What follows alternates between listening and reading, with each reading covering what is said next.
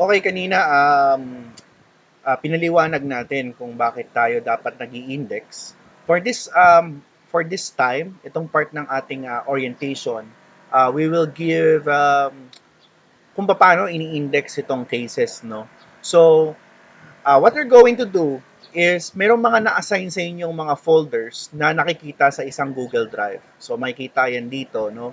So, buksan nyo siya ngayon. Kung gusto nyo akong sabayan, kung may dalawa kayong screen, mas maganda. Kung mayroon kayong ibang device, pwede rin nyo rin gawin, no? So, ang gagawin natin dito, open nyo muna siya. Then, pagkakita nung sa folders na to, may makikita kayong 5 cases na 5 or depende kung ilan ang binigay sa inyo, pero kadalasan karamihan sa inyo ay 5 cases lang ang binigay sa inyo, no? So, may 5 cases sa inyo na nakalagay dito. That is what we call the docket files of a victim, or nandito sa loob nito ang mga kakailanganin ninyong folder sa bawat biktima. So, since ang ini-index natin ay denied cases, hindi kayo makaka-encounter ng approved dito, no? Pero kung titingnan, pareho lang ng mga dokumento sinabit ng biktima. So, ang gagawin natin, open tayo ng isa, since this is just a demo kung paano siya ginagawa, open natin tong isang ito, no? So, yung number na nakikita nyo na yan, that is the docket number of a victim, no? Bawat isang tao na nag-apply sa claims board noon, binibigyan sila ng docket number. So, for this time, this is 2014-14-00254.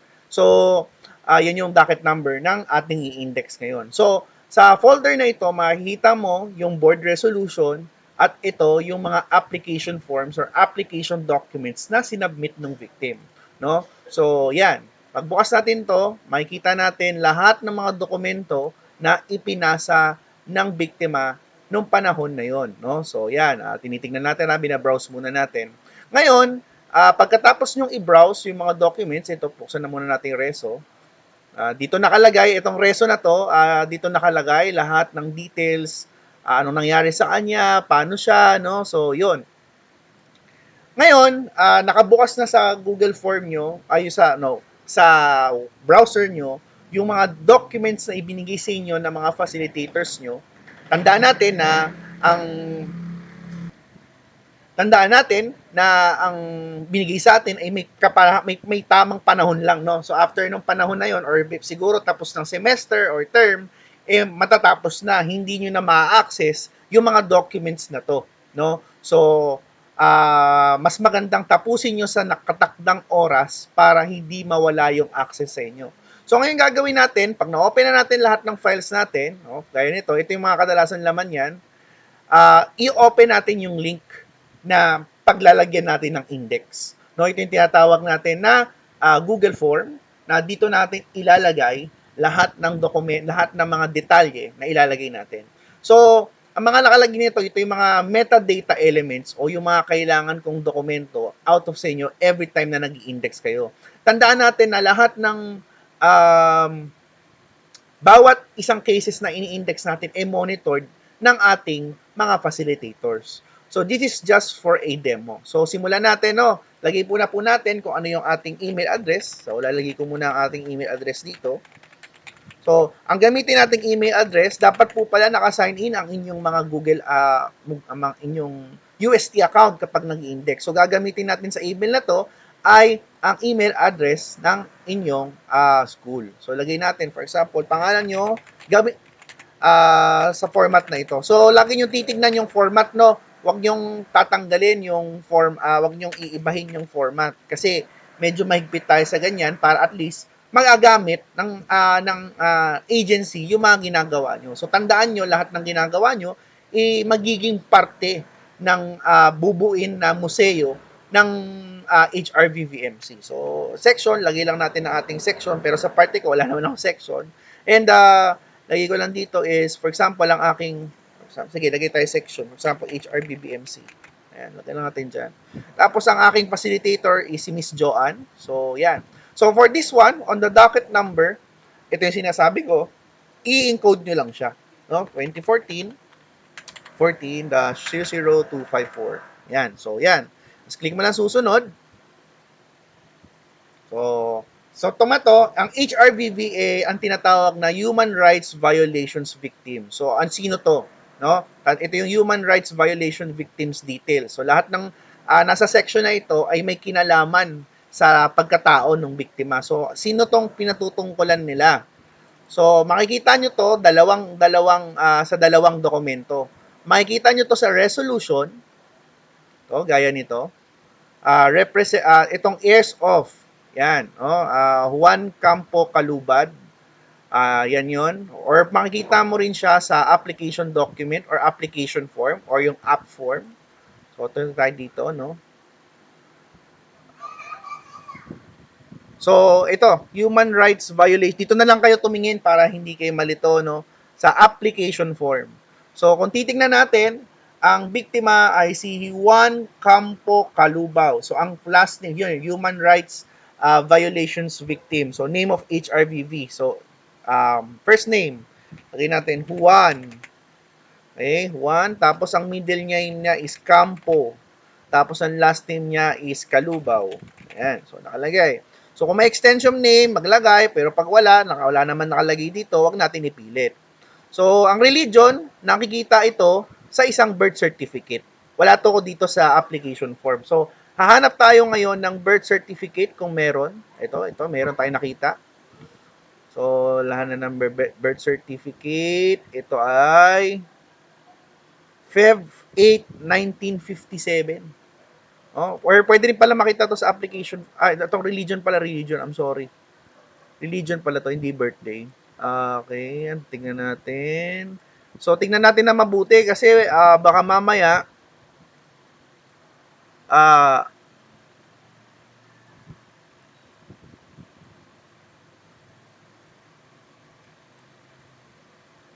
wala nakalagay dito, no?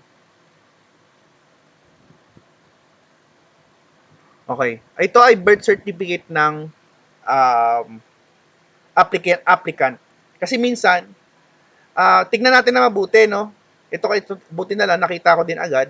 Minsan kasi yung mga dokumento na nakalagay dito, death certificate, birth certificate, and so on and so forth, or lahat ng mga legal documents ay galing sa mismong nag-apply. So, paano nangyayari sinasabi natin, sir, na bakit iba yung bakit iba yung dokumento hindi sa biktima. Ito kasi mga applicant na for example, namatay na, sila kumbaga representation nila yung nag-a-apply. Pwedeng ito ay anak, pwedeng ito ay asawa, kapatid, nanay, or tatay. No? It depends kung ano ang sitwasyon. So, you need to be wary of that. Baka si mamaya, ang ma-input nyo, makita nyong birth, iba. No? So, for example, ito, Norma ang nakalagay, hindi siya to. So, female, no? So, Juanito, hindi kasi nakikita ito. Juanito, ito yung si Juanito, ang kampo,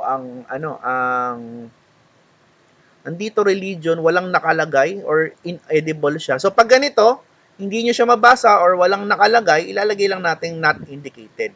Pero kadalasan, no, nakikita naman yan, makikita nyo kung sino yung kung yan ay katoliko o isang Muslim, no? So, depende sa inyo, hahanapin nyo siya sa mga application documents kung hindi nyo siya. Pero pag walang makita, not indicated. Yan ay required. So, kailan ang birthday ng biktima? Balik lang tayo sa application form. Kung kung merong isang birth certificate na binigay. So, for example, dito nakalagay is January 8, 1929. So, lagay natin dito, January, tapos 8, 1929. Okay? So, ang HRVV ay Filipino. So, check lang natin, no? Kapag wala, baka mamaya naloloko tayo.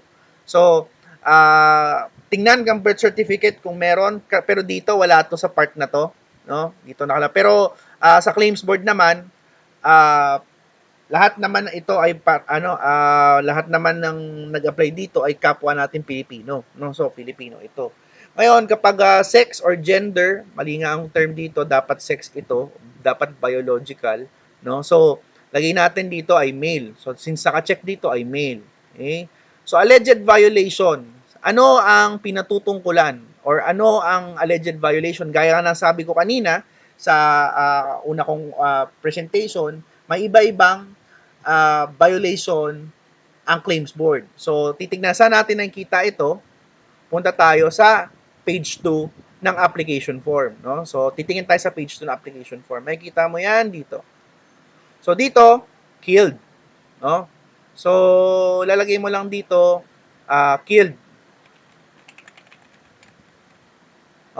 Yan ang ilap. Or, pwede kong, para mas maging maganda, para hindi tayo malito, tignan nyo rin sa reso, kung killed din ba ang nakalagay. Yan, killing.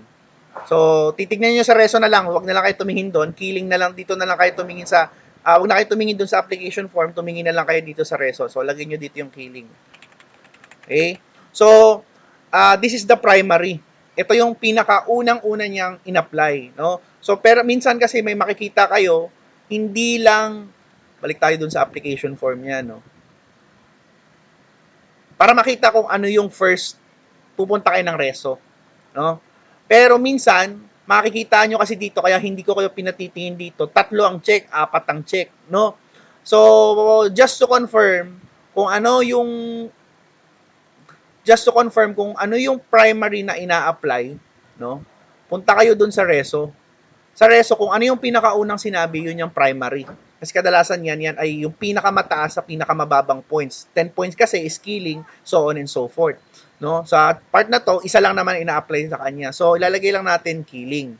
Dito, sa other violations applied, since walang nakalagay sa kanya, huwag kayong magli-leave ng blanco. Ang ilalagay nyo dito is NA. No? Wag magbablank, no? Lahat ay tayo ay kailangan naglalagay. Kapag wala kayong mailagay, lagay nyo not indicated or NA. Okay, so susunod. Click tayo sa susunod. So itong part na to, it talks about kung sino ang nag-file or ang gumawa ng reparasyon sa parte ng biktima, no? So ito ay name of claimant. Ito sabi ko, pwede bang tatay, pwede bang anak, pwedeng asawa, pwedeng kapatid, no? So makikita ito sa application form kanina. No, balik tayo sa application form. So ito. Balik tayo sa page 1 kasi sa page 1 niyo nakikita. Ito ay pangalan ng biktima, ito ay pangalan ng kanyang applicant, no? So lalagay natin dito ang nag-apply ay si Norma, no? So, sulat natin dito, ang surname niya ngayon is Palye. Tapos, applicant first name, that will be Norma. No, applicant's middle name, walang extension. So, middle name na tayo agad. Then ay Kalubaw. So, kung wala, mag not applicable, no? Balikan ko lang din kanina yung baka mamaya sabihin nyo, sir, di naman kayo nag not applicable dun sa unang part. Ayan, lagi tayo dyan, NA. So, sulat tayo ng NA dito. Ayan. Oops. Sorry. Susunod. So, binalikan ko lang yung kanina kasi hindi ako nagsulat ng NA doon no? So, ayan. Sulat. Applicant's contact number. Ito ay nakikita sa parting ito. Pero pag walang nakalagay, NA lang din natin. Pero dito may nakalagay. So, 0915-45-38-181. Okay. Applicant's address. Dito nakikita yan. Okay, sa parte na to, no? So, ang titingnan nyo is ang kanilang permanent address lagi kasi yan ay permanente, no? So, sulat natin 371 Sitio Upper Deck Santa Cruz Antipolo City Rizal. Okay, so sunod yan. Click natin, susunod. Okay. Ito ay part ng kung ano naman ang nangyari sa biktima. Kanina, pinag-usapan natin kung ano yung basic. Yung unang part, it talks about sino ang biktima. Pangalawa, sino ang nag-apply. Kung ang mismong nag-apply ay yung mismong biktima, syempre, kung siya ay buhay pa nung panahon na yon, syempre, yung ilalagay nyo doon is siya rin mismo, no? Sa part na to. Okay? Siya rin mismo ang ilalagay mo as a part of the applicant, no? para at least kompleto ang ating detalye. Kung halimbawa si Juan Kalubaw din ang nag-file para sa sarili niya, hindi siya patay, no? So isusulat nyo rin siya dito just in case, no? So sulat lang natin. So itong part na to, it talks about um, location ng incident, or ito yung mga part na pinag-uusapan na natin kung saan nangyari. Okay, so itong mga part na to, anything that talks about what happened during that time will always be found dito sa resolution. Lahat ng nangyari nung panahon na yun, nakikita lahat sa resolution. Lahat ng detalye, anong nangyari, sino mga taong involved, no? Municipality, town, anong oras, nakikita yan dito. So, makikita natin yan, hahanapin lang natin yan sa part na to. So, ang gagawin natin, so, yun, dahil dito, sinabi ko naman na lahat ng may kinalaman sa detalye ng insidente nakikita dito. Minsan, makikita mo siya dito kung babasahin mo. No? So, Norma alleges that on 1597 arrived, they saw their father while he was harvesting a baka. He was not able to run shot by the M16. He was shot twice on his chest, on his neck. Norma claims that there were many witnesses who could have helped but they were threatened by the armed men and was not able to give assistance. So, walang nakalagay dito kung saan nangyari yung incident. Ngayon, ito lang yung panahon na titingin kayo uli doon sa mga documents. So, ang unang titingnan nyo, kapag may kinalaman sa location details, is yung application form. So, part na to, nakikita siya dito sa Buhi, Camarines Sur. Okay? So, yun ay bayan sa Camarines Sur. So, pwede nating Sitio, barangay, hindi naman nakalagay dito. No? So, ilagay lang natin siya sa i-search nyo sa Google kung ano ang buhi. No? Yun muna, huwag kayong mag-a-assume. Ano ba buhi? Yan ba ay bayan, sitio, barangay? Yan ba ay municipality? So search natin yan sa Google. Buhi. Yeah, kita nyo? Nagbuhi, Camarines Sur. Yan ay municipality. So ang ilalagay natin dito tayo ay NA. Dito lalagay natin ang buhi. Okay, so naiintindihan natin tong parteng ito, ha? So, city, dahil yan ay municipality, hindi pa naman siya city, yan ay NA. Okay? Magkaiba ang city sa municipality, tatandaan natin.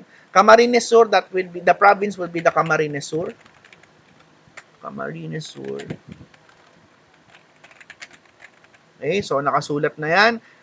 Be worry, no, sa mga ini-input nating details, baka tayo ay natatypo, no? 5 cases lang naman ang ibinigay sa atin for a span of many weeks. So, mas magandang tingnan natin ng mabuti yung mga ini-encode natin kasi baka mamaya mali ang spelling, no? Mali ang nilalagay natin. So, yun.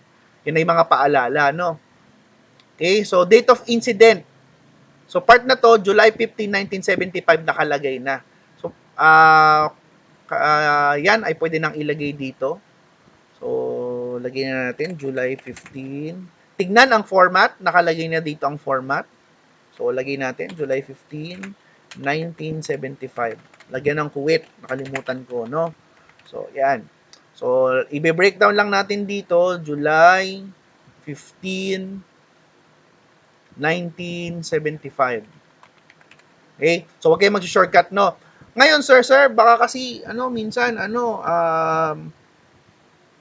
hindi binibigay yung date. For example, year lang. Pwede 1975 lang ang ilagay dito sa party na to, or for example somewhere 1975 to 1978 ilagay nyo dito. Ang gagawin nyo dito, pag walang month na nakalagay, not indicated, tapos sa day ang ilagay nyo 0, may 0 dito, ayan 0, no? So pag walang nakalagay, so July 15, 1975 kumpleto nakalagay siya, so ilalagay nyo siya. So claimant HRVV incident narrative. Okay, so hindi mo siya makikita dito. Ang primary document natin will be the reso. Same with the month or date. Since wala na, kanina titingnan natin kung meron ng date. May nakalagay bang date dito? Ito, nakalagay din pala yung date, no? So, nag-shortcut ako kanina. Pero tignan natin sa reso kung ano yung sinabi dito sa reso, dapat match dito. Laging reso ang ating titignan. Ngayon, minsan kasi, doon sa application form, hindi match yung nakalagay sa application form, iba yung nakalagay sa reso. So, tignan nyo lagi, pag may nakalagay sa reso, susundin nyo yung nasa reso, no? So, ayun. Pero tingnan nyo rin, minsan, nakalagay lang dito sa reso, July 1975, tapos dun sa application form, July 15, 1975, no? So, kung mas specific yung nasa application form, ilagay nyo yung mas specific. Pero kung halimbawa, ibang-iba yung nandito, ibang-iba rin yung nakalagay sa application form, sundin nyo yung nasa resolution. Okay? So, itong part na to, claimant HRVV incident narrative. Kumbaga, ano yung nasaksihan nung claimant? Okay? Ano yung nasaksihan nung claimant? Saan nakikita yon? Dito sa part na to.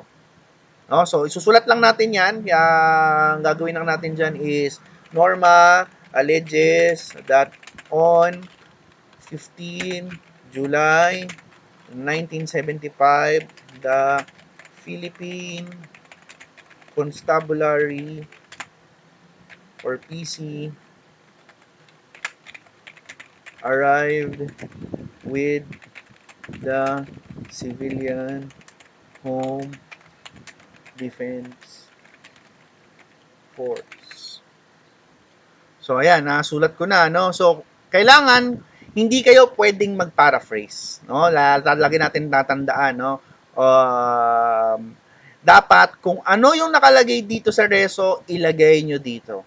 No? May instance, walang nakalagay diretso agad dito sa this division resolves to. Pag walang nakalagay, lagay nyo lang NA, lagay nyo NA kung wala kayong makita na sa part na to. No? So, pero kung wala kayong makita sa part na yon, you have still to double check doon sa affidavit. Tingnan lang dito, no? Kung anong nangyari sa kanya. Kasi minsan sa affidavit kung makikita mo kung anong nangyari, no? So, yan, lalagay mo lang dito kung anong nangyari sa dito nakikita kung ano yung nangyari sa kanya, no? So, pero susundin natin yung resolution na narrative, okay? So, sino ang alleged perpetrator? Si sino yung gumawa sa kanya ng kasalanan, no? Kadalasan yan ay militar, yan ay police, yan ba ay ito ay mga kadalasan na nakikita ng claims board kung sino-sino. So sa part na to, that it will be the Philippine Constabulary. So that it will be PC. Check natin yung PC. Pero pag ito, mayroon pang iba. May Civil Home Defense Force. So CHDF. I-check din natin to. So dalawa ang naglagay sa kanya. So ang gagawin natin, kung may iba pa, isusulat nyo rin dito or minsan kasi wala sa listahan, ilalagay nyo rito. No? So ayun. Board decision, so yan ay denied. So ang division findings, isusulat nyo lang rito. Ang division findings,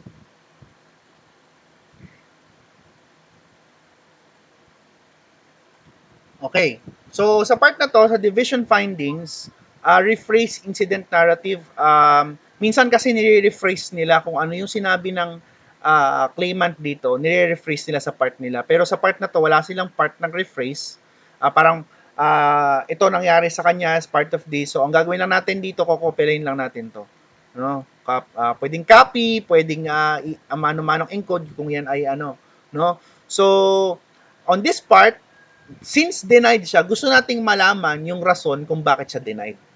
Okay? So, ito yung part na kailangan yung basahin kung ano yung mga nakasulat sa mga sumunod na part. Okay? So, gusto natin malaman kung bakit siya denied.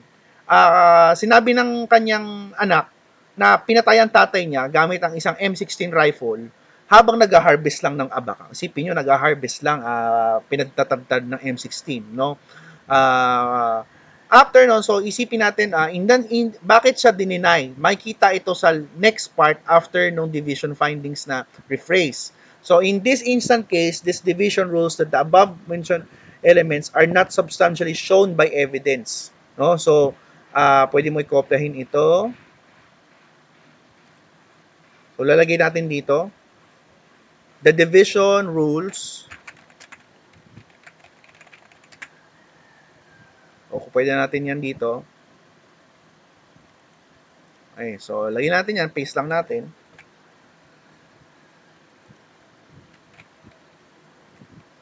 Hindi. Dapat to mano-mano. Okay, the division rules that the above mentioned elements are not substantially shown by the evidence. Okay? So, foremost, existence of eventual death of one was not shown by any evidence other than the affidavits of Norma and her witnesses. So, walang uh, death certificate, kumbaga ano lang to, affidavit lang to, no?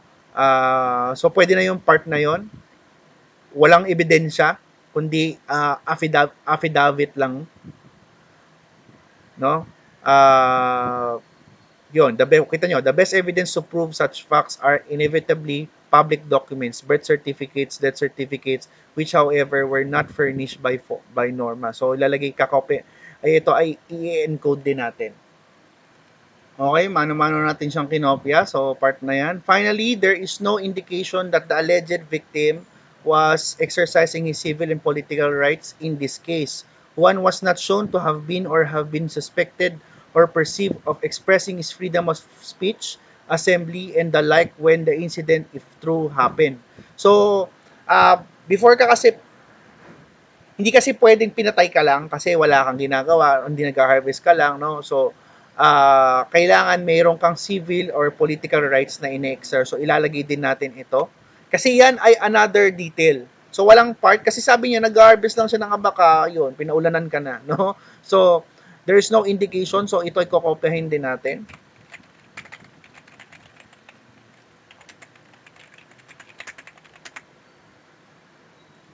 Okay? So, ayan, naalagay na rin natin ito.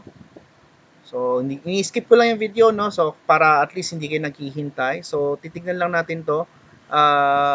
Kung mapapansin nyo rin dito, further exercising reveals rights also differ as the objective element where victims generally perceived or treated, so on and so forth. So, ito ay mga filler. Gina-justify lang nila yung una nilang sinabi dito. So, hindi nyo na to kailangang ilagay para may dinidefine lang sila na a person exercising civil rights and political rights, dinidefine lang nila yon. So, hindi nyo kailangan gawin yun. So, ito ay so hindi nyo na kailangan ilagay yun kasi minsan, for example, torture, what are the elements of torture? Hindi na nilalagay yun. Ang gusto lang natin malaman, bakit siya denied. So, ito, nakalagay yung detalye kung bakit siya denied. Walang substantial evidence. Ano yung mga substantial evidence na yon? So, affidavit lang daw ang binigay, walang birth certificate, and walang death certificate.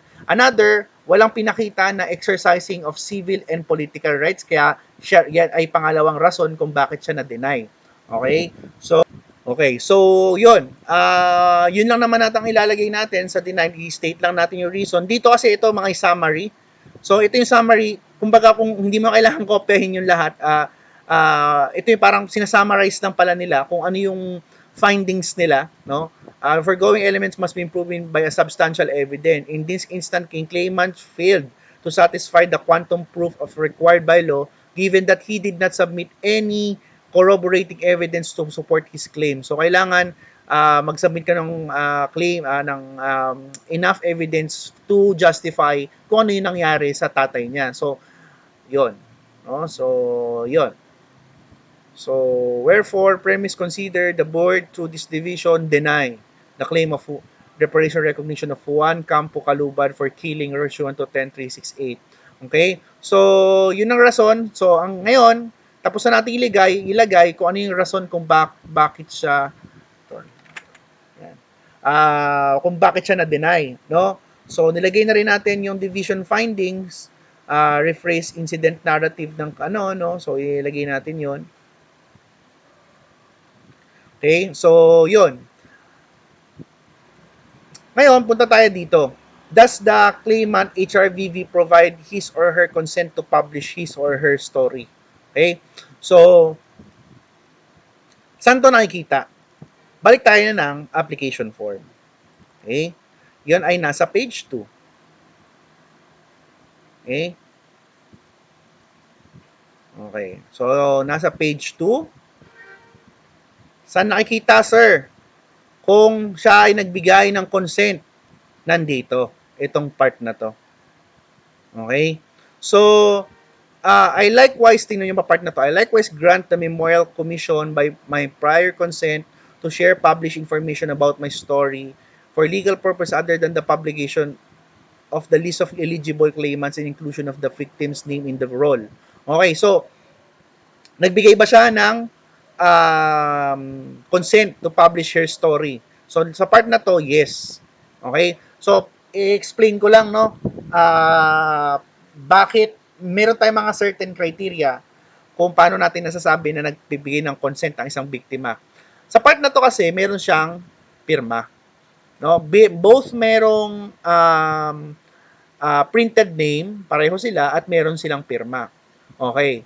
Pero, minsan, ang nakalagay lang is printed name, pareho, pero walang pirma. Yun ay consent pa rin.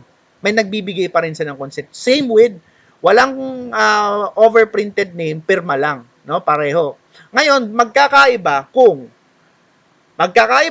kung syempre, yung ito may printed name, ito may signature, ito wala lahat. Oh, so hindi walang consent 'yon. Or ito may nakalagay na overprinted name, may pirma, ito overprinted name lang, walang pirma. So wala ring consent 'yon, no? So or ito yung ay kumbaga hindi consistent yung nakalagay dito sa dito. Okay? Yun lang nagkakaiba kung walang consent ang isang applicant. Pero kung ang nilagay dito ay printed name lang din dito, consent pa rin yun. Okay? So, tignan ng mabuti, no, kung consistent, ito sa part dito, consistent sila. Pero kung hindi to consistent, no, walang, kumbaga ito, merong overprinted name, may pirma, ito overprinted name lang, hindi yun considered. So, regardless kung may pirma or kung mapapansin nyo dito, affix thumb mark, may thumb mark na nakalagay, yan ay pirma kasi may mga may mga tawag tayo mga kapatid nating Muslim or mga kapatid natin na Pilipino na hindi pa marunong magbasa at magsulat. So, hindi nila alam yung konsepto ng pagsusulat at pagbabasa. Kaya fingerprint lang ang inalalagay nila. So, dahil dito, yes. So, if yes, identify based from the selection. Yan ba ay sign, affix stamp mark, or with printed name only? So, sa part na to, sign. Okay? Yan ang gagawin natin. Ngayon, on this part, support documents available. Check the dockets. Okay? So, check natin lahat ng application form. Ano yung ibinigay na mga supporting documents based on their claim? So, automatic, may application form. I-check natin. May affidavit of witnesses. Okay? Okay, so affidavit of witness. May affidavit. Okay, so may affidavit, no? Nakikita natin dito. Merong record of birth, birth certificate. May marriage certificate ba? Wala. Okay. So, certificate of death. Ito. Ayun yung death certificate ito.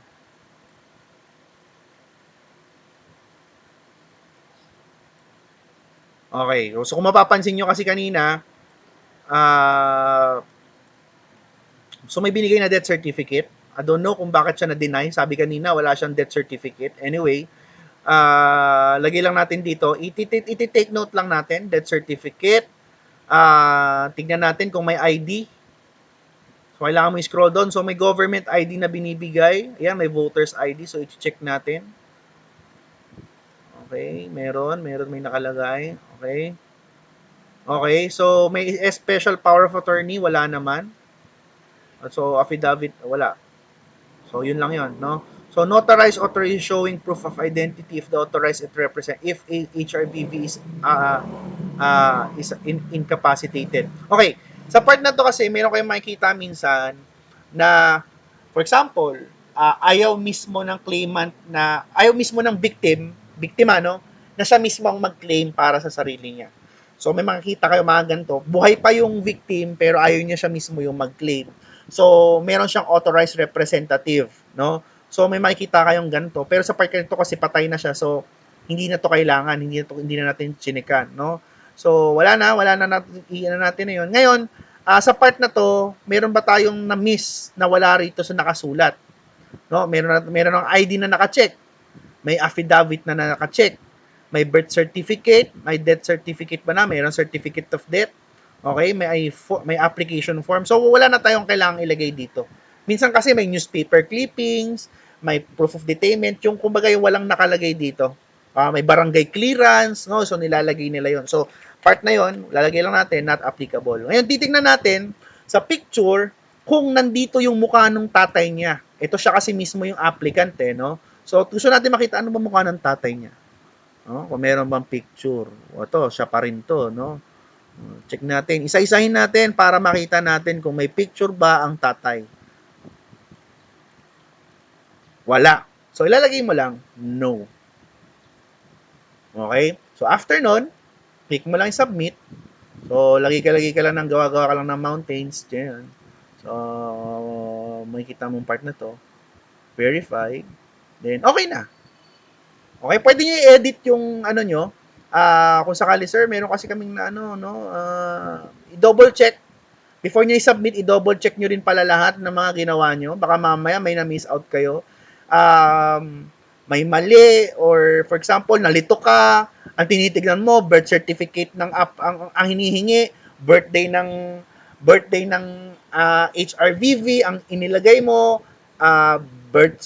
date of birth ng claimant, no? Kasi ang tinignan mo birth certificate ng claimant, hindi ng victim. Nangyayari kasi rin sa amin 'yan, no? I-double check natin kung before natin tingnan yung source. Ngayon, kapag wala tayong nakikita, for example, death certificate, birth certificate, wala tayong nakikitang, kumbaga, meron tayong primary source ng information. So, kung wala siya sa part na yon, tsaka lang tayo titingin sa dockets. Kung wala sa dockets, wala talaga, not indicated. So, kung wala sa first source of information, for example, sa application form and sa RESO, tandaan natin, ang first source of information natin ng lahat will be the RESO. This will be followed by application form. Okay? Tandaan nyo yun ha, huwag kayo malilito. RESO, application form. Ngayon, kung hindi nasasatisfy ng RESO and application form, yung mga hinihingi, yung hindi nyo siya nahanap, kumbaga, no? Tsaka lang kayo titingin doon sa mga iba-ibang dokumento na nakalagay dito sa application documents. So, for example, anong nangyari sa kanya, hindi mo makita sa reso, wala sa application form, titingnan ka ngayon sa affidavit, no? Kasi wala talaga eh. Pero kung nakalagay na doon, syempre, doon ang pinaka main source mo. Okay? So, ayan. Applicant surname, applicant middle name, applicant contact number, okay. Sitio, okay. I-double check lang natin, date of incident, kung lahat nalagyan, okay, nalagay. Okay, submit. Okay, so yun. Tandaan natin, hindi natin pwedeng balikan kung ano yung for example, sir, tinatamad ako yung tapusin yung case ko, no? Hindi pwedeng gano'n, no? Kailangan pag sinimulan niyo yung pag-encode ng isang case, tapusin niyo, no? Kasi hindi niyo siya mababalikan. So, ang gagawin natin dito, tapusin niyo yung isang case, since hindi niyo siya mababalikan, tatapusin niyo siya and you need to click submit. Sir, gusto ko pong i-edit yung gawa ko, no? So, hindi niyo na siya ma-edit pag na-submit niyo na siya. So, kailangan yung i-double check. Yan ay yung mga facilitators nyo, i-check yung gawa nyo. Tandaan nyo yan, no? Hindi yan dahil sa gusto nyo lang na, sige, balagbag ko na lang to kasi hindi naman kami gigradean dito. Yung output nyo, may access yung inyong facilitators. Tandaan nyo. And mga facilitators nyo ang mag-grade sa inyo kung maganda ba yung pagkakagawa nyo or sumusunod ba kayo sa prescribed na standards na binigay natin ngayong umaga or hapon, no? Para gawin itong ginagawa natin. So mga facilitators nyo, yung professors nyo yung mag-check kung ito ay tama or mali ang ginawa nyo. No? So, pag may concerns and clarifications, I will tackle this on the next slide. Kung paano ginagawa kapag may questions. Sir, hindi talaga namin mahanap. Sir, walang second page yung since meron naman dun sa part na yon, no? dun sa kanina. Well, sir, walang second page. Check nyo lang no second page or putol yung second page. Lagay nyo lang no second page. No? Pag putol or hindi nyo kasi balikan ko lang yung kanina. No? Punta tayo dun. Hindi ko kasi na-discuss eh.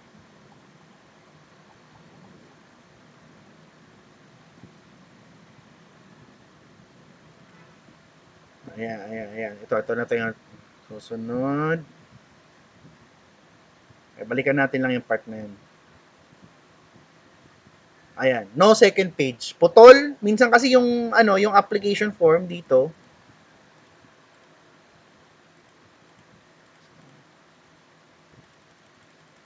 No, application form. Ito, minsan putol yung pagkakascan. So, hindi nyo nakikita kung ano yung part na to. No? So, ilalagay nyo lang no second page. No? Pag putol. Okay? So, or wala talaga. Wala kayong nakita. Okay? So, pag mayroon kayong concerns, meron tayong Google form na ibibigay mamaya, doon kayo mag-a-ask kung may problema, so hindi namin ma-index, hindi namin ma-determine. And yun, I'll discuss it later.